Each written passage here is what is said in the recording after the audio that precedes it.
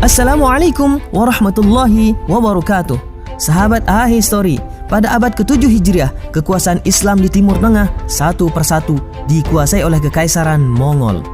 Pasukan yang dikenal dengan kekejaman dan kebengisannya itu, saat itu Baghdad, Suriah, dan Palestina jatuh ke tangan Mongol, sedangkan kekuasaan Islam di Uighur, Asia Tengah, dan Persia telah takluk terlebih dahulu. Akankah Mesir juga akan dihancurkan oleh pasukan Mongol? Saksikan dalam AHistory episode 15 Ramadan Perang Ain Jalut, Palestina.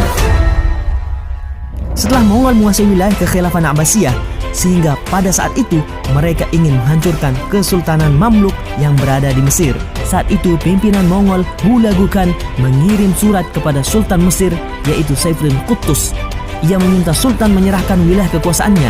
Qutuz tidak gentar sedikit pun. Ia tidak mau melepaskan tanah kaum muslimin. Hingga akhirnya perang pun terjadi. Tepat di tanggal 15 Ramadan 658 Hijriah terjadi perang di Ain Jalut, Palestina.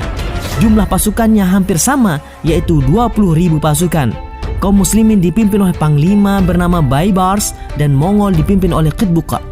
Qitbuqa adalah perwira Mongol yang beragama Kristen, dan sebagian dari pasukan Mongol tersebut adalah pasukan bantuan dua kerajaan Kristen, yaitu kerajaan Gregoria dan Armenia. Di awal peperangan, kaum muslimin mengalami kekalahan hingga mereka mundur ke lembah yang dikelilingi perbukitan. Kemudian seluruh pasukan Mongol mengejar tentara Islam. Luar biasa, ternyata berpura-pura kalah itu adalah strategi kaum muslimin untuk memancing keluar semua pasukan berkuda andalan Mongol. Di atas bukit, Qutuz dan pasukan pemanahnya bersembunyi menunggu umpan masuk jebakan. Setelah dekat, kaum muslimin menghancurkan hampir seluruh pasukan Mongol dari atas bukit dengan hujanan panah. Mongol tidak mudah kalah dan menyerah.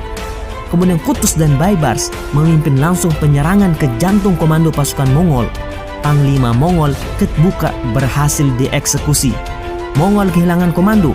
Pasukan gabungan itu ditumpas habis oleh kaum muslimin. Maka hancurlah pasukan Mongol dan sekutunya. Kekalahan di Ain Jalut merusak reputasi Mongol di hadapan negeri-negeri yang mereka kuasai, dan ini berdampak kegagalan Mongol melakukan berbagai invasi, termasuk di Nusantara, negeri ini. 36 tahun pasca kekalahan di Ain Jalut, pasukan Mongol mencoba menyerang tanah Jawa dengan 1.000 pasukan berisi tentara, tapi akhirnya mereka terusir dengan hina. Begitulah sahabat AHistory, sampai kapanpun kebatilan akan tetap dikalahkan oleh kebenaran, sebagaimana dalam firman Allah Subhanahu wa taala dalam Al-Qur'an, innal batila kana zahuqa. Sesungguhnya yang batil itu pasti lenyap. Quran surat Al-Isra ayat 81.